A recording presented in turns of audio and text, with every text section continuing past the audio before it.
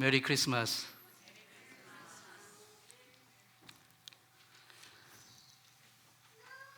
세상 사람들에게 크리스마스 하면 떠오르는 이미지가 있습니다. 일단 그 캐롤, 크리스마스 캐롤, 그 다음에 추리, 또 선물, 그리고 또 화이트 크리스마스, 이런 것들이 떠오릅니다. 아이들이 크리스마스를 기다리는 거의 유일한 이유는 크리스마스 선물을 받기 위해서입니다. 몇 년 전에 크리스마스 시즌에 그 미국의 유명한 일간지인 USA Today 그 일면에 이런 기사가 났습니다. 크리스마스 시즌에 예수라는 이름은 아무 상관이 없다. 크리스마스 시즌은 12월 한 달 동안 가족과 친구가 모여 한 해를 추억하며 파티하며 여행하며 즐거움을 함께 나누는 시즌이다. 이런 말을 했습니다. 세상도 크리스마스를 즐거워하는데 목적이 달라요. 의미가 달라요. 크리스마스에서 구세주 예수 그리스도를 완전히 빼버리고 제외시키고 그냥 사람들끼리 즐거워하는 그런 시간, 그게 이 세상이 바라보는 크리스마스입니다. 그러니까 세상의 즐거움으로, 사람들끼리 즐거워하는 그 즐거움으로 크리스마스를 대체해버린 것입니다. 크리스마스의 의미를 우리는 알아야 됩니다. 크리스마스는 그 이름에서 나와 있어요. 너무 또렷하게 되어 있습니다. 크리스마스 의미, 바로 크리스, 그 다음에 마스인데, 크리스는 크라이스트죠. 예수 그리스도, 크라이스트가 예수 그리스도고, 마스는 그 예배라는 뜻이에요. 이게. 그러니까 그리스도를 예배하는 거. 그게 크리스마스예요. 세상에 구주로 오신 예수 그리스도를 경배하고 예배하는 거. 그게 크리스마스입니다. 그게 크리스마스의 의미입니다. 이 크리스마스의 의미를 정말 정확하게 구현해낸 사람들이 있어요. 동방박사들. 그들이 먼 동방에서 세상에 구주로 오신 예수 그리스도를 경배하기 위해서 와서 세 가지 예물을 드렸잖아요. 동방박사는 세 사람인지 어쩐지 모릅니다. 드린 예물이 세 가지 예물이기 때문에 세 사람이라고 추정을 할 뿐이지 사실은 많은 무리의 그 박사들이 왔을 거로 추정을 하고 있습니다. 그들이 드렸던 그 예물이 바로 크리스마스의 의미를, 예수님이 어떤 분이신지를 정확하게 드러내고 있습니다.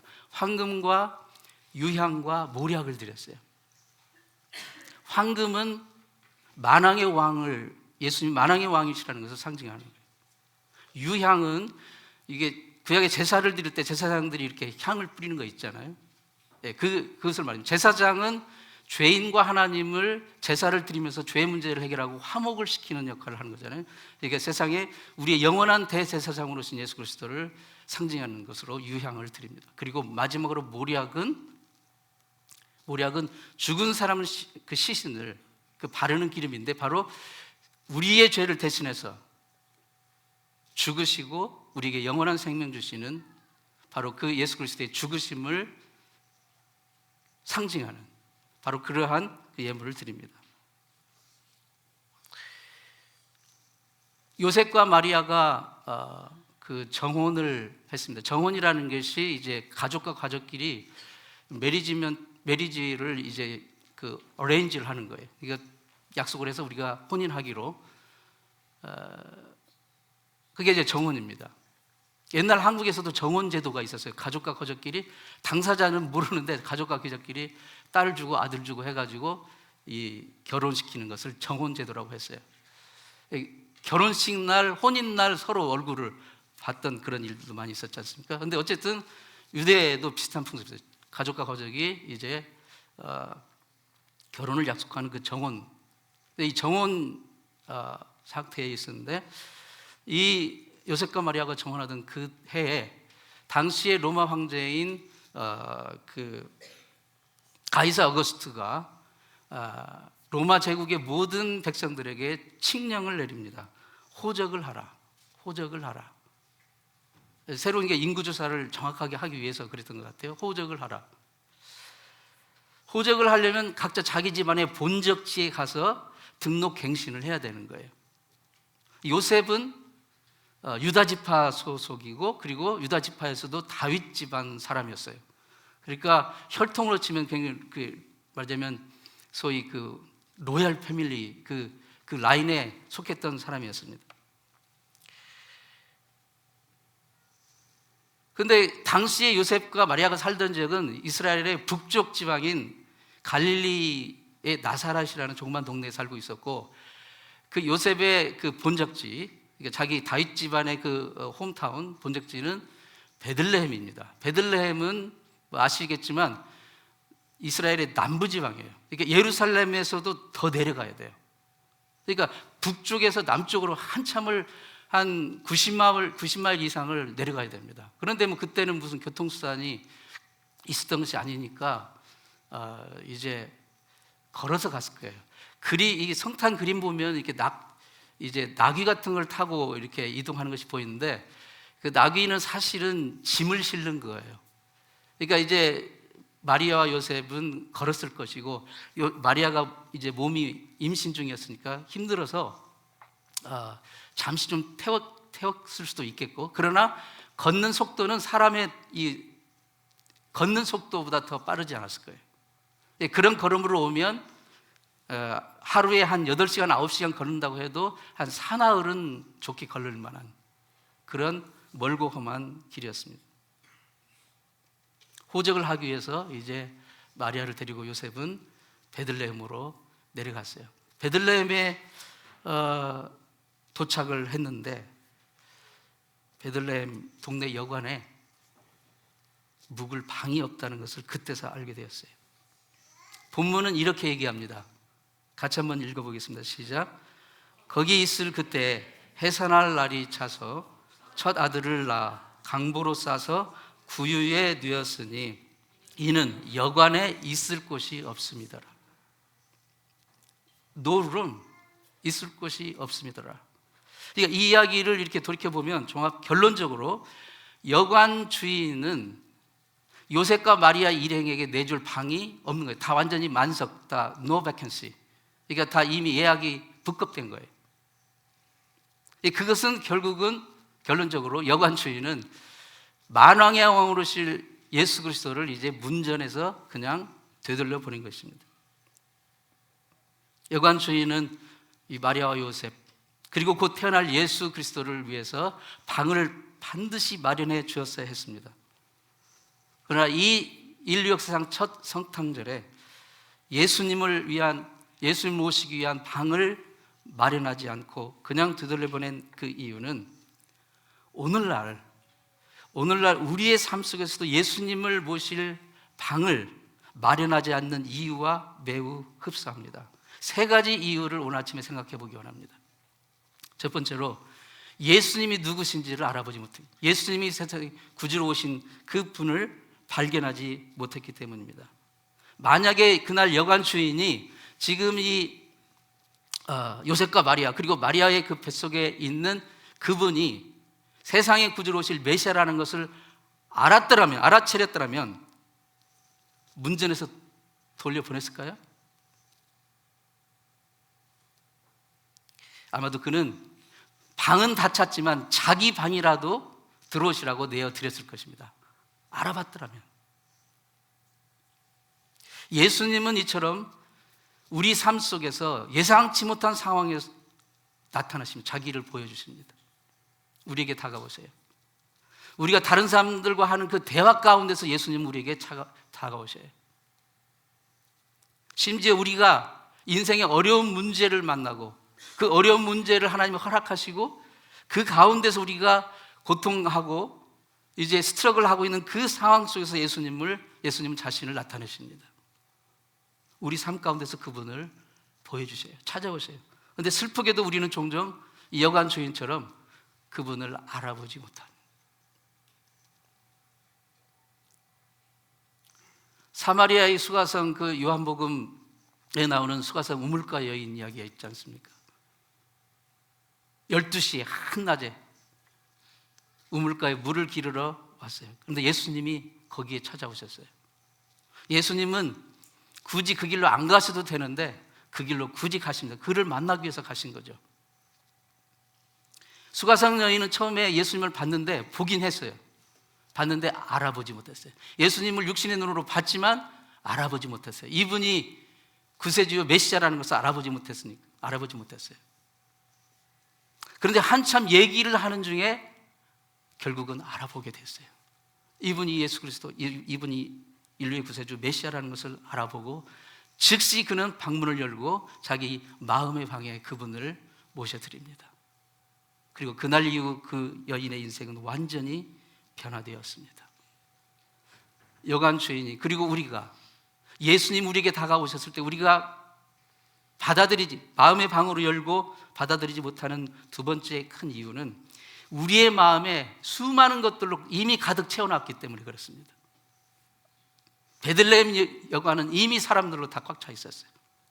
더 이상 받아들일 룸이 없었어요. 이게 우리의 마음과 비슷해요. 우리 마음은 집과 같습니다. 집에는 뭐가 있죠? 거실이 있죠, 침실이 있죠, 주방이 있죠, 서재가 있죠, 공부방이 있죠, 뭐 오피스룸이 있죠, 가라지가 있죠. 우리 마음에 그런 방들이 다 있어요. 그런데 그 중에 우리 마음의 여러 방들 중에 예수님을 모시는 방이 있습니까? 하나님 우리를 하나님의 형상으로 창조하실 때 우리에게 우리의 마음 가장 중심에 그분을 모실 수 있는 공간을 하나님이 창조해 주셨어요. 그러니까 우리 마음 안에 그분을 모시지 못하면 우리의 인생은 근본적으로 허무한 거예요. 인생의 목적, 인생의 의미, 그것을 모른 채 살아가는 인생이 되는 거예요. 우리는 너무나 자주 우리의 마음을 수많은 세상 것들로 가득 채워나와서 차마 예수님을 모실 수 있는 공간이 없어요. 예수님을 마음에 모실 수 있는 공간이 남아있지 않는 거예요. 신명기 8장 14절 말씀을 패러프레이즈, 의역해서 한번 읽어보면 이렇습니다. 같이 한번 읽어볼까요? 시작. 너는 내 자신과 내 소유로 너무 가득 차서 하나님을 잊어버리지 않도록 주의하라. 우리 마음의 방에 온갖 세상의 공부, 사업, 직장, 여러 가지 일, 그것으로 가득 차가지고 정말 가장 중요한 예수님을 모실 공간이 남아있지가 않는 거예요. 심지어 우리는 좋은 일을 하면서 정작 예수님을 모실 공간이 없어요. 사탄이 우리를 나쁜 삶을 살도록 유혹하고 유도하지만 나쁜 삶을 살지 않더라도 우리를 정신없이 바쁘게 만드는 일을 포기하지 않을 겁니다. 그러니까 예수님을 모실 생각조차 없을 정도로 정신없이 바쁘게 그렇게 만들어요. 우리가 하나님께 주의를 기울이지 않아요. 그분을 알아보지 않는 한 사단은 우리를 정신없이 바쁘게 해서 그분을 우리 마음의 중심에 모실 방이 없도록 합니다.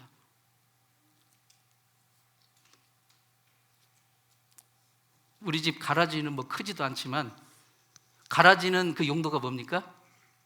차를 넣어야 되죠. 근데 가라지 안에 온갖 잡동사니들이 다 들어가 있어요, 우리 집에.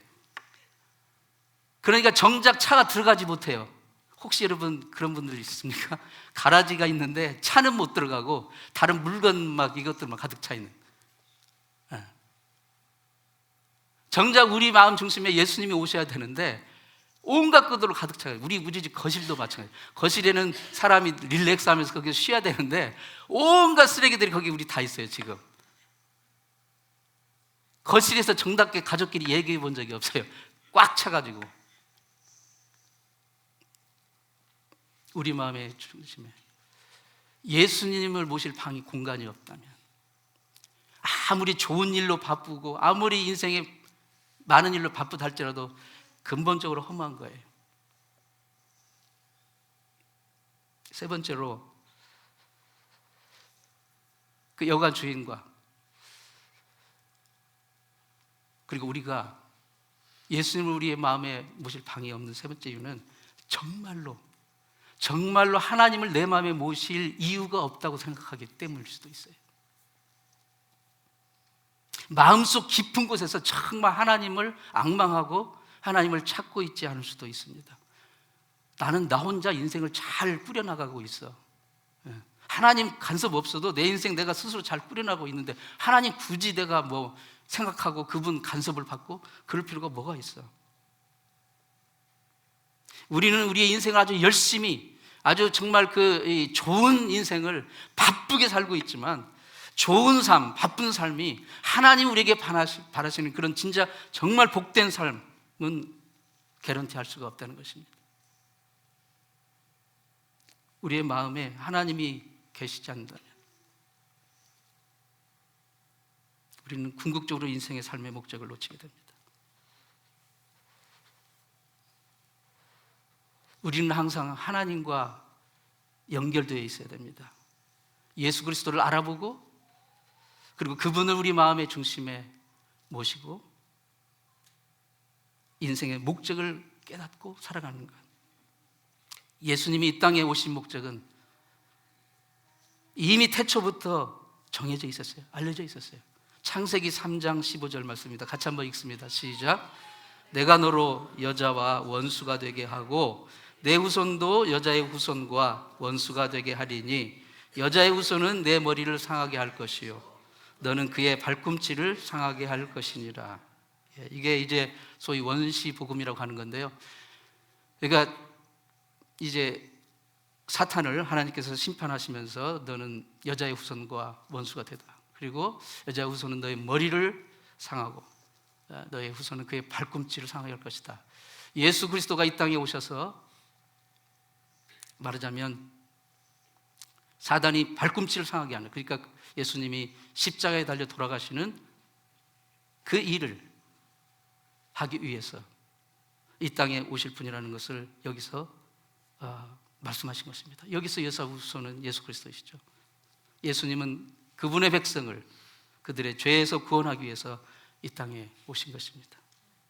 여러분, 우리는 이 땅에 태어날 때 태어나는 시간, 태어나는 장소, 그리고 이런 몸을 가지고 태어날 것인지, 그리고 내가 어떤 부모 밑에 태어날 것인지 우리가 선택하고 온 사람이 있습니까? 아무도 온 사람이 없어요. 우리는 아무것도 선택하지 않았어요. 그런데 세상에 태어났고, 그리고 지금 이 자리에 있습니다.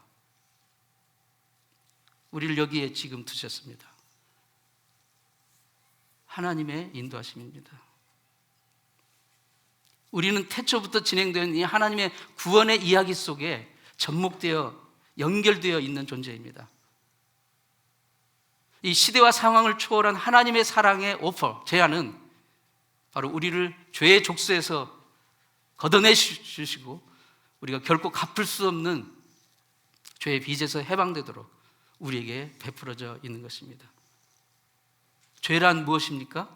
한치 앞을 모르는 우리 인간이 감히 전능하신 하나님이 보여주신 이 구원의 길, 그것 대신에 우리의 그 어줍지 않은 우리의 길, 우리의 지식, 우리의 생각, 그것을 선택해 가는 것, 그게 죄예요. 죄는 하나님의 계획과 뜻을 무시하고 반역하는 것, 그게 죄입니다. 그래서 우리는 모두 죄의 종이 되었고, 그리고 하나님의 영광에 이르지 못하는 존재가 되었어요. 그 끝은 영원한 멸망입니다. 그런데 바로 그게 하나님이 우리를 그만큼 사랑하셨기 때문에 그 아들 독생자 예수 그리스도를 보내신 이유이기도 합니다. 그리고 예수께서는 우리를 위해 자신의 목숨을 바치셨습니다. 그리고 우리를 구원하셨습니다. 사랑하는 성도 여러분, 이 구원의 놀라운 하나님의 선물을 아직 받아들이지 않았다면 오늘이 그날이 되기를 바랍니다. 지금 이 순간이 그 순간이 되기를 바랍니다. 우리가 그 구원을 얻기 위해서 내가 인간적인 노력으로 할 것은 아무것도 없지만 우리는 우리의 있는 모습 그대로 주님, 내 마음의 문을 엽니다. 지금 내 안에 들어오셔서 나의 구세주가 되어 주옵소서. 에베소서 2장 8절 9절 말씀입니다. 같이 한번 읽습니다. 너희가 믿음으로 말미암아 은혜를 입었느니라. 이것이 너희 스스로 하나님의 선물인 행위로 말미암는 것이 아니니 이는 누구든지 자랑할 수 없느니라. 아멘. 그 은혜로, 그리고 우리는 믿음으로 그 구원의 은혜를 받습니다. 예수님이 이 땅에 오신 이 성탄절, 이것은 어떤 인간적인 세상적인 즐거움을 나누라는 것이 아니에요.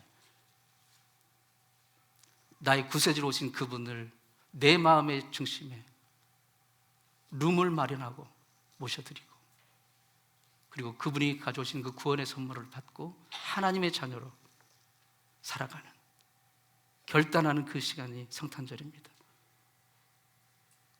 오늘 우리가 예수님을 우리 마음의 공간에 마련하지 않는 세 가지 이유 중에 여러분에게 가장 큰 걸림돌이 되고 도전이 되는 것은 무엇입니까? 한번 생각해 보세요. 여러분의 마음의 방에 예수님을 모시지 못할 만큼 가득 차 있는 것이 무엇인지 그거를 한번 생각해 보세요. 여러분이 여러분의 마음의 여관의 주인이고, 그리고 예수님이 그 문 앞에 다 찾아오셔서 얘야, 내가 너에게 들어갈 자리가 좀 있니? 라고 물으신다면 여러분은 그분에게 뭐라고 대답하시겠습니까? 기도하겠습니다.